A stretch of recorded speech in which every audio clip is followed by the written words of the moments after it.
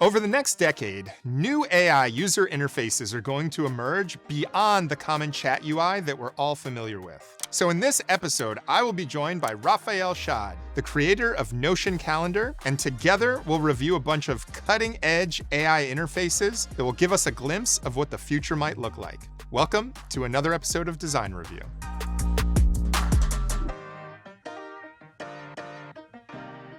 Raphael, welcome. Thank you for joining us today. Thank you so much for having me. Yeah. Talk a little bit about how you think interfaces are going to change in the age of AI. We'll look at some examples in a minute, but from a high level, what are the differences between kind of the, say, static web-based 2D interfaces that we're used to today with where things are going in the future?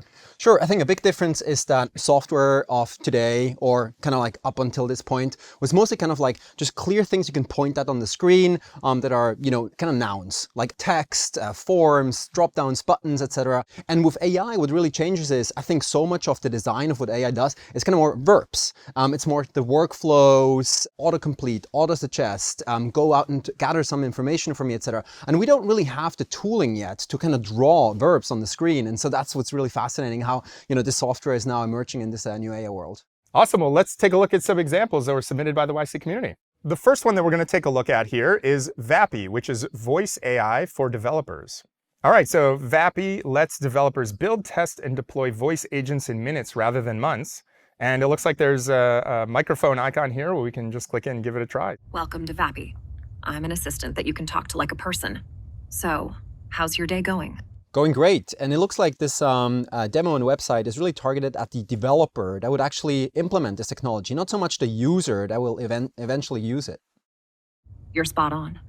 Vapi is definitely more geared towards developers who want to integrate voice assistant capabilities into their apps or phone numbers.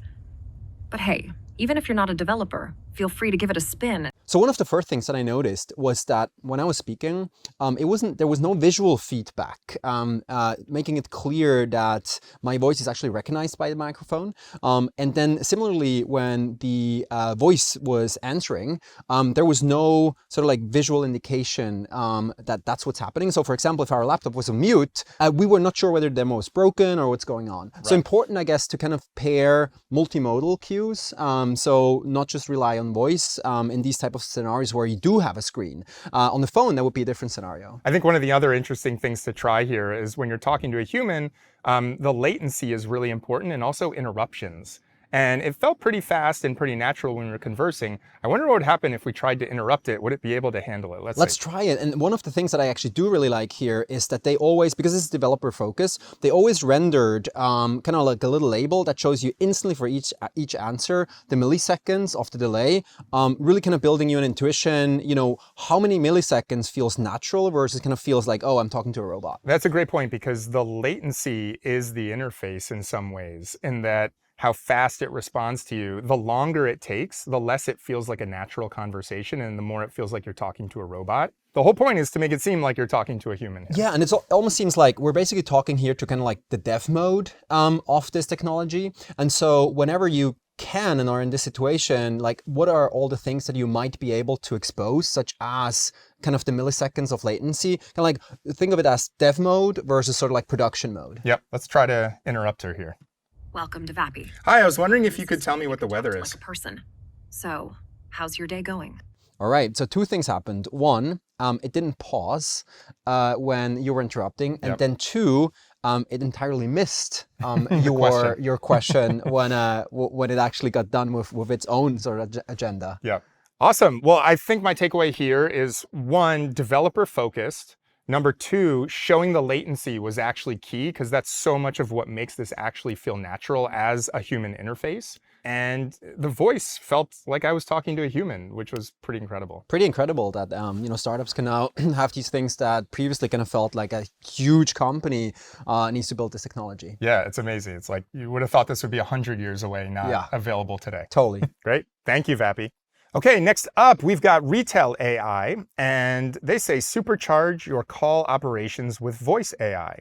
So this is another voice AI.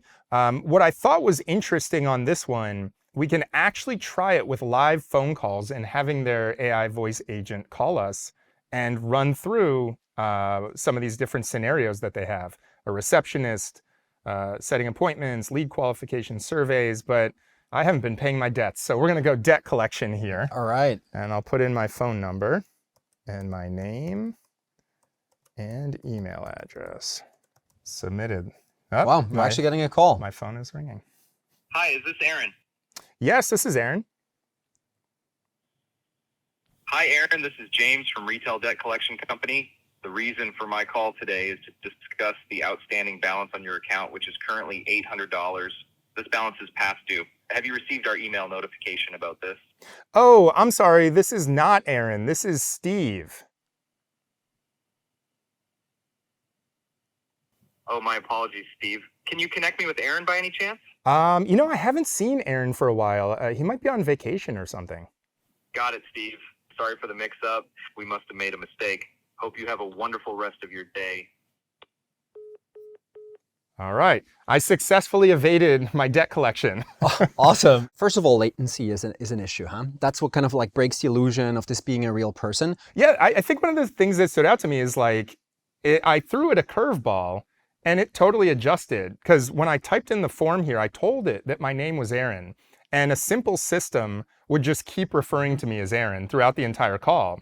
And halfway through, I told it, oh no, actually this is not Aaron, this is Steve. And it referred to me as Steve after that. That was really cool, yeah. So it actually learned from the conversation. And so like build on that, there's room for improvement where you could then not just say like, oh, sorry, I made a mistake, but actually follow sort of like your cue of you knowing Aaron, right? But he's on vacation. But it kind of like just shut down, and that's when it started to feel a little bit more robotic. And there's clearly kind of like more room for improvement, but already like a great first step that it picked that up. And again, like the voice felt incredibly realistic. It felt like I was talking to a human. I agree with you, just the latency was the only thing that gave me a clue that maybe this was not a human. Yeah, and one of the interesting things here is that this may kind of be technology used in a first line of sort of like, defense. And then you can kind of bring a human into the loop when sort of like, maybe 50% of these calls go through robotically. And then you can bring in the human for the rest, like for example, you. Yes, absolutely. And there's a transcript and a lot more information that a human could then follow up on. So this eliminates a lot of the grunt work or, work that people are just kind of outsourcing to try to get done in a more automated way. Totally. So you're hinting kind of, the backside of this product that we currently don't see, but you can imagine like really rich UI, AI UI, that then kind of shows what happened during the call to the call center operator. That is a whole other side of this technology in this company. Well, Retell AI, this was amazing. Thank you. Now let's take a look at some AI agents. And so agents are effectively autonomous AI that can go out behind the scenes and can interface with websites, it can make phone calls, it can interact with users, lots of things autonomously, and then kind of bring back their findings or complete actions on behalf of the business. Right, they have a few high-level instructions and then just go execute autonomously. Yep, exactly. So first one we should take a look at here is Gumloop. 10x your output with AI automation, no coding required. And I think what they're alluding to here is that when you have these agents, they're executing autonomously and they're making decisions at each step along the way of what to do next. And it's hard as a human who's trying to oversee this and making sure that they're doing the right things to monitor that and make sure that they're on the right track. So this, I think, is one way to do that, which is to show visual workflows, which is, I think, what we're going to get from Gumloop here. Cool, let's give it a try. Let's try start from a template. And we've got one here for web scraping. Ooh, scraping the YC directory. All right, let's try this template. And let's begin customizing the template. Okay, cool. So it looks like what we've got here is a big open-ended canvas that we can pan around and zoom in on that gives us a bunch of boxes for each step in the flow. And Canvas has really emerged as a really interesting kind of almost new document type that seems to lend itself pretty well to not just kind of for design tools or kind of brainstorming tools, but lends itself really well for these sort of modeling these kind of like AI processes. Yeah, it's great because it gives us, the user, a visual overflow of exactly what steps the agent is going to take. And we can control what it should do at each of these steps. So for example, the first one here is it gets input, which it says specify the batch code, like W24, and go get a coffee. So this is what should it ask the user at this step? Then it combines text, where it basically combines it with this URL right here. And then it will take that, and it will use the web agent scraper to execute the URL to get all of the data from the website. It will then extract the data that is on that website, combine text, put it in a list. And so you can see all the steps here. So one of the things it does pretty well is using color to show different type of notes, kind of like input, actions, output, etc. I almost feel like I would want like a legend, like which color is what. And then because it is canvas, kind of having different zoom levels, showing different fidelities. So right now we're so zoomed out, I can't read any of the small text. Why not just kind of hide it and make the node, almost collapse it into just, you know, in this case, a brown block, in this case, a yellow block, to kind of give different zoom levels, different fidelities. I think that's kind of one way this can really go. And then here we have a pretty linear flow, but the canvas and modeling these kind of like AI agent decision trees gets really, really powerful when it isn't something you could just kind of like linearly write in a document, like a recipe, first do this, then do this, then do this. But really the power is in sort of like the multi-dimensionality and the branching. And so as a starter template to kind of like explain the power of this tool to model these processes, I think one that is multi-dimensional would really showcase the power of this. Yep, that's a great point. I mean, another advantage for this too is that you can just add text blocks kind of next to these as instructions. So here was a template that we just pulled down to get started with, and it's got big text explaining, you know, if you're going to customize this, here are some things that you should consider, which is helpful as you're just jumping in and trying to learn a product for the first time. But I think we're going to see more and more of this Canvas interface as we have complex workflows that are customizable by users. 10 years from now, this may be the standard to interact and control and monitor a lot of these agents if they're truly everywhere and doing, you know, so much of the work that we as humans don't want to spend our time doing. This is going to be the way that we control it. Yeah, and the interesting thing is that, you know, like kind of what is old is new again. So kind of flowcharts, etc. Probably like chip designers like 50 years ago, they're like, oh yeah, we used to, you know, kind of model our things like that. And so it's interesting to kind of like see this paradigm kind of getting resurfaced in the AI era. So, you know, we didn't invent this today, but we're building on a lot of legacy and standing on the shoulder of giants here. Yeah, and it's always historically been static, and it seems like what's new is actually making it interactive. Yeah. Awesome. Thank you, Gumloop. This is a pretty incredible product, and you can tell a lot of attention to detail was paid here.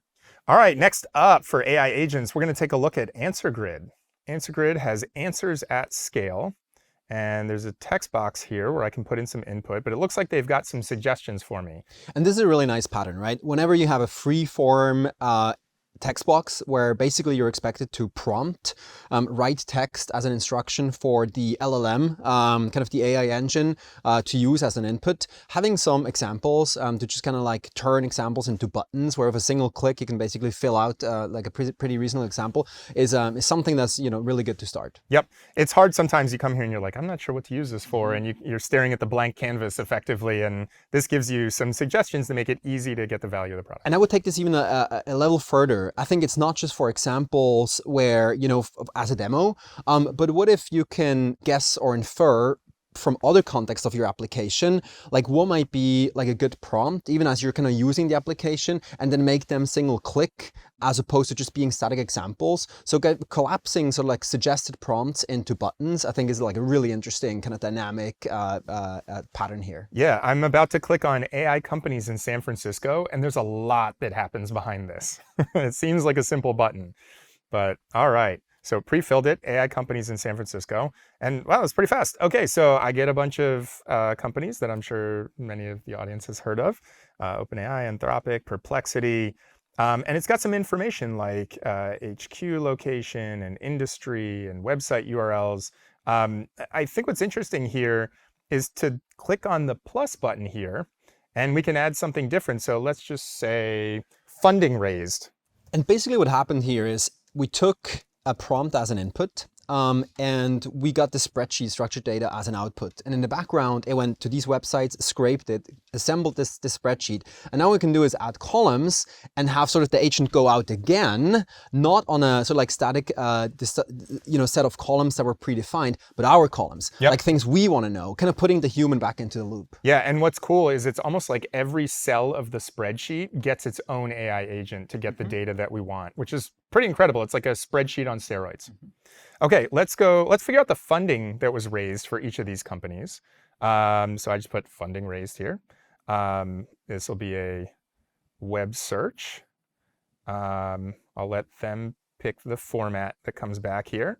And it looks like they give a couple other suggestions like employees and things like that, but let's just run this and see what happens. Cool, so you can see each agent working. We get the feedback in every single cell.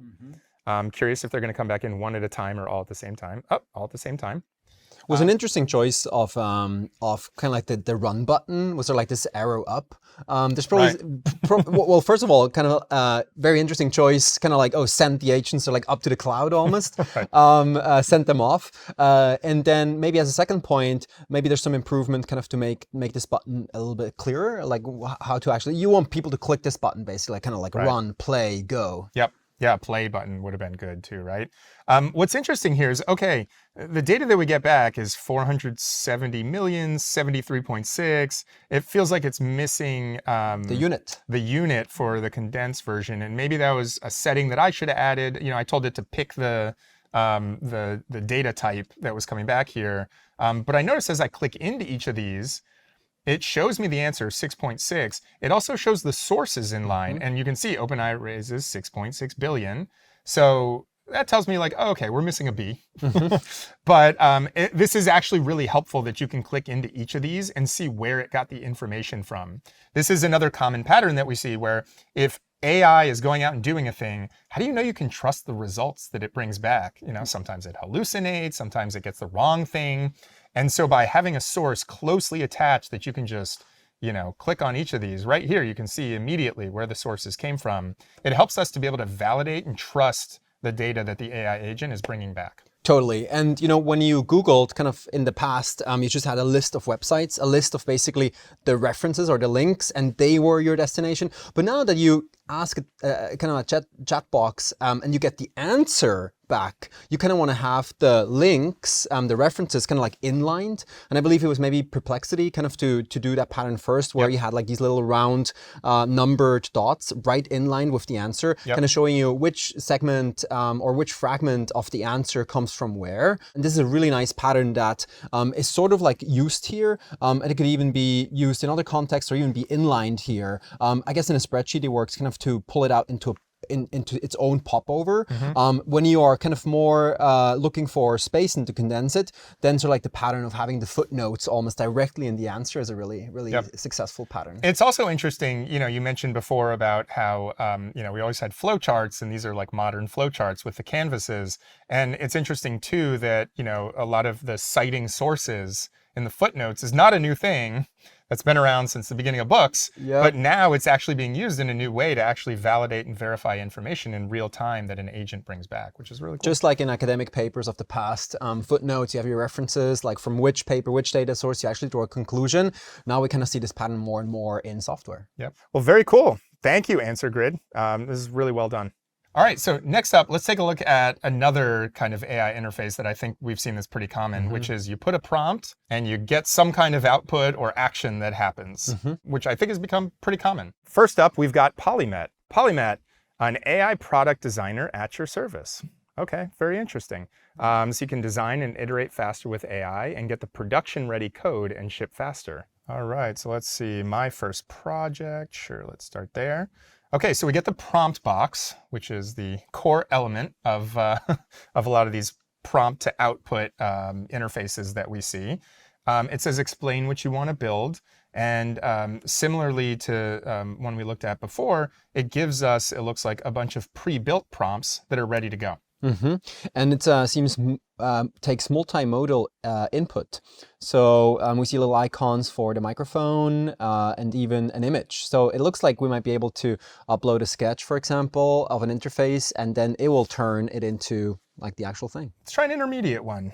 This says, create a dashboard for treasury management software with a floating sidebar with glass morphic collapsible sidebar. Very specific. And super dark orange gradient in the background. All right, that sounds on brand. So let's click our tiny little button here. At least it's orange. At least it's orange. And okay, so we've got some animations that are trying to keep us entertained and engaged. It says at the bottom, assembling pixels with tweezers. So I got some humor in the messages that are popping up. But, you know, are we going to be waiting 10 seconds or are we going to be waiting 10 minutes here? It's a little unclear. Yeah, they kind of appear and disappear pretty quickly. I almost, for kind of more technical audience, would love to see kind of like a log to actually see kind of what's going on under the hood. And then also kind of step by step, just kind of keeping it on the screen. So you kind of see the progress of the machine in the background. Yeah, it's tough to tell. You never know, you know, because this is one of the main challenges with this new kind of interface is it takes a long time to generate from a prompt a very complex output like an editable web page that can then be saved to code, or a big graphic or a video. You know, a lot of times you can go prompt to video. And so how do you keep the user engaged if it's a short enough window where you can just wait for the output, or if it's going to be, you know, 3 minutes, 5 minutes, 10 minutes longer than that? You know, maybe you need a way to just tell them to come back and that you'll email them or message them or something when it's ready. And maybe some good prior art to borrow from there is today's kind of meta search engines for flights. They also take a while, and they already show you kind of in a low resolution some early results. Yep. And you can always start to interact with the filters as kind of more results come in. Yep. Okay, great. Wow, this is pretty cool. It looks like we've got polished. Some glass. I've never heard glass morphic before, but like the glass kind of UI, I would call it that. Yeah, so actually kind of like the prompt is entirely, there were examples for the prompt, but it was basically completely freeform. Yeah. And I might not be familiar with some of these kind of design terms, kind of glass morphic or skeuomorphic or flat design or gradient or whatever. Yep. And so having maybe a interface here that gives me sort of like selection and ideas, kind of almost like pills maybe. These are design terms that can almost like, you know, like Lego bricks can like drag in versus just I need to know these terms and just type them or learn them from the examples. So there's kind of opportunity to build kind of like a richer prompt builder. Yep. I think part of the power of these open-ended prompts is that they can be anything. They can accept any input like glass morphic and it knows what to do. Like it figured it out. It's kind of like good news, it can be anything. Bad news, it can be anything. Exactly. Yeah. And I think the worry as a user when using these interfaces is that you're worried you're going to tell it something like glass morphic and it's not going to know what that is. And you're going to wait for 2 minutes for it to generate it. And then it's not going to be the thing that you expected, and you have to start all over again. So that would also be a really interesting kind of design challenge. For the output generated, what are the things the machine actually respected from your prompt, and where did it sort of like ignore or struggle with? Kind of giving that feedback back to the human and the prompt, maybe with like little squiggly lines or kind of things, or with color, kind of showing, you know, what did it index on from the prompt and execute on, and what did it sort of like maybe ignore or fail. If there could be sort of like that feedback loop, then it can help the human to refine their prompt and kind of learn how to, you know, interact with the machine. And help the AI to figure out what it did well and should keep doing, and what it didn't do well and should get more data to improve. I think what's cool here is like, okay, this seems pretty interactive. It looks like it may, oh wow, there's even hovers here. So how do we now give feedback to this design to improve it? It looks like there's an edit button. So I guess I can click into these. I wonder if I could give it another prompt. It looked like when you clicked on a one of the sub-elements that you can sort of like prompt on a sort of like module basis. Yeah, let's see. Okay, so I'm editing. What if I just took this and what if I said, okay, explain your changes. Okay, exactly. Cool. So make Make this the sidebar blue. Run revision. Yeah. Okay. Okay, now we're waiting again. So hopefully this will be faster. Hopefully it's like an incremental change, right? Yeah. Where we can sort of only submit the delta and not like do sort of like a single shot, do the whole thing over again. Yep. Not just for us kind of to wait, but also for, resources, preserve kind of the existing design that we did like and did want to turn blue. So let's see how I can sort of like deal with diffs. And for consistency too, because, especially when you're prompting to create graphics, one of the challenges is if you want to change one element, add a hat on a person, it's hard to keep the rest of it consistent. Exactly. That's a common challenge now. And so if they're able to do this, then I think that speaks pretty highly. Yeah, so any interface designer or technical team kind of figure out the challenge of how to kind of add sub prompts or how to only change kind of iteratively. That's kind of like really the frontier. It looks like it did it. Did the rest change or did it? No, I believe the rest is the same here. Awesome. Well, this is very cool, Polymet. Great work. Another common pattern that we're seeing with some of these new AI interfaces is adaptive AI interfaces. And why don't you tell the audience a little bit about what that means? Yeah, I think some of the adaptive interfaces that we see emerge based on the content of, for example, an email or document, the interface then dynamically changes, which typically isn't, static software, typically wasn't the case. And so here it's kind of like the input is the actual content, and then the output of the AI LLM is then the UI to interact back with that content. And so a really interesting space to emerge for kind of like, looking at the design challenges of that. Yeah, it's interesting to think about things like Microsoft Word, right? Where like the thing that everybody is so familiar with is a billion buttons on the top row because they're never sure which one you might need because they don't know the context of how you're editing. And with AI now, we don't need to show all the buttons. We can just show you the buttons that are relevant. Yeah, and the challenges, of course, are kind of predictability. People love to have like their, billion buttons in like the exact place. And so let's have a look how this is solved and what the challenges are. Okay, so first up, we've got Zuni. And Zuni is building a smarter email app for founders where you can stay on top of your inbox with a little help from Zuni. They've got a demo here. So we're going to go ahead and watch the demo and then we'll comment on that. What if you could respond to emails as fast as you make decisions? With Zuni, now you can. Zuni makes you faster and more focused by letting you decide, not draft, your responses. Here in Zuni, my tray shows me 3 important emails it knows I need to act on. Let's start with the one at the top here. Looks like I missed a call and may want to reschedule. On the right-hand side, I can see responses that Zuni thinks might apply. I'll hit Y to confirm a time, let's say 1 p.m. tomorrow, and hit Enter to generate my email. Looks great. Let's send it and move on. Staying in control of my inbox and ahead of my day. Okay, well, one of the interesting things here, I think, is this interface on the side where it's pulling up the user's email and it's suggesting specific responses to that email based on the content of that email. It's almost changing what the reaction buttons are. Exactly. And it almost seems like what's the right level of abstraction to reply to an email in the future? So this still makes me kind of process each email, just maybe like a little faster, but I still have to go do it. If you go like higher level abstraction, can sort of like an email inbox of the future just kind of like autopilot do that for me? If we go all the way kind of like down the ladder of abstraction, we would talk more about sort of like AI interfaces that are more autocomplete. And this gets kind of right in the middle, sort of like of the levels of abstraction where, we process each email. There is no draft yet, but there are sort of like predefined prompts that are adaptive per email that I can select. I think a really interesting sort of like tweak on that would be, what if sort of like the best guess draft for that email would already be sitting in the inbox for me. And then I can, on a higher level than sort of like text editing, I can prompt it to change it depending on sort of like what I as a human in the loop actually kind of feel the answer should be. Yep. And I think it's interesting that they made these very high level. And then when you click on each one, if they need more information, like you click dismiss, it'll just go away. No other context is needed. The first one here, it said confirm a call time. And the UI actually knew that we needed input of what call time should we suggest. And so it knows the next step based on which response you want to give, which it's showing you a custom UI for how to respond and not showing you a list of 5 text boxes of which maybe one is the one that you should fill out and respond. And the little detail here is because we're already with hands on the keyboard, basically like in email mode, and processing the inbox and typing anyway, being able to access all these adaptive kind of like options by just keyboard shortcut with a single letter is really on point. Yeah, you had a great point earlier around if buttons are moving, people value consistency and remembering, oh, that button is there and I go here to click it.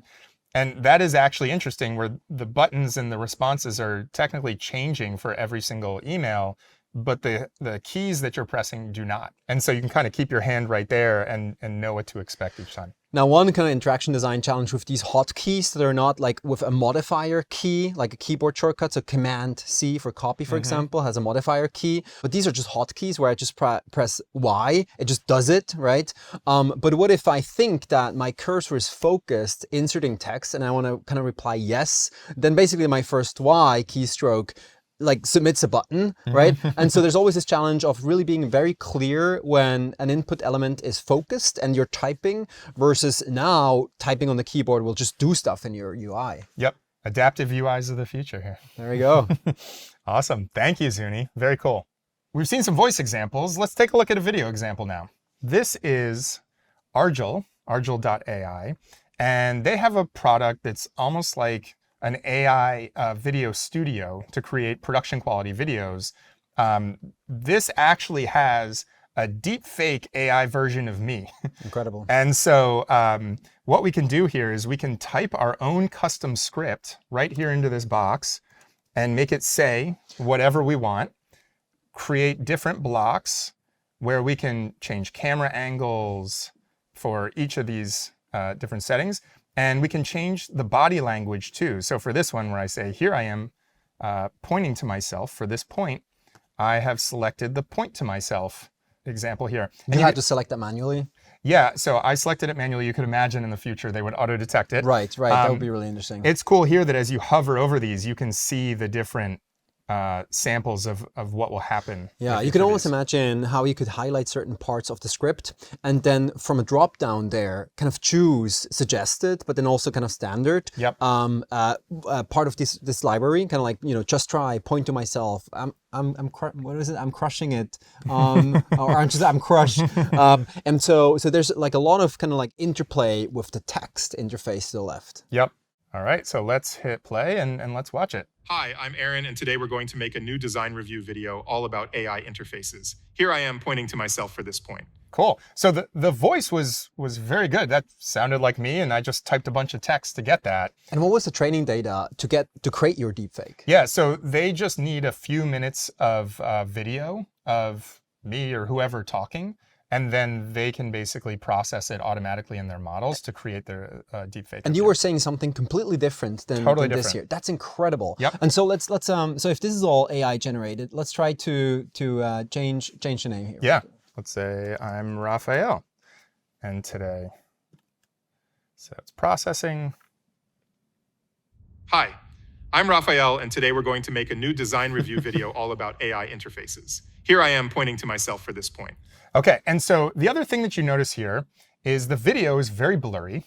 And why is that? And it's got this thing over it, and that's because the easier or the faster part in generating this is actually in creating the voice. And the hard part is it takes many minutes to actually process and generate the video with the right lip movement to match the text that you've entered. And so rather than showing you something, lips moving that is off from what you've put in, they first show you just kind of a blurry version with the audio so you can get a sense of like what it's going to be like. Then you click generate here. And then that, it says 12 minutes right here is how long it's going to take. So they're trading off basically fidelity for immediacy and basically putting the human kind of back in the loop. Because if it was just the generate button, right, we would wait for 12 minutes, figure out that something is not quite right, and then kind of like, give the machine a new prompt and wait until it comes back. So this is a really clever trick to really kind of create this iterative human-machine collaboration interface. And I think blurring the video is a great design approach to do that. Here's a version that I've generated. Hello, my name is Aaron, and today I'll be sharing incredible news straight from the YC partners. We're moving YC to 4 batches by year. This is one of the biggest changes YC has made since it launched in 2005. Here's the thinking behind it. Previously, So there you go. You can see it looks like me. It has the different expressions, Gestures. the camera cuts, the lips match, the voice that was added. Pretty incredible. Yeah, I think trading off fidelity for latency, really putting the human in the loop to iterate on the script very quickly, while sort of like the full-on generation of the video can be happen later as one thing. The other thing is kind of opportunity to potentially bring some of the selection UI kind of closer to the input itself, the text. I think there's a lot of room there to grow.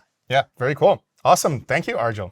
Awesome. Well, these were all incredible examples. What are some of our takeaways from some of the interfaces we've seen today? Yeah, well, I think when we first kind of started to get this LLM technology, everything was sort of like a chat box and people just kind of like prompting it. Yeah. And now within just a few short, like a few short months or 1-2 years, we see this explosion of AI interface and AI components that really kind of are built AI natively. Totally different modalities, how to interact with this new technology, with the LLMs, and really just endless opportunity for iteration and building a new world of software. Yeah, I think you said it really well at the beginning here, which is, you know, these are all verbs. We're creating videos. We have agents going out, executing tasks. And so much of it is how do you keep the user in the loop and in control while AI does its magic? And we've seen some pretty amazing interfaces to get that level of control and make sure it's doing the right thing. Yeah. That leads to incredible output that would have taken days, years. It almost feels Impossible.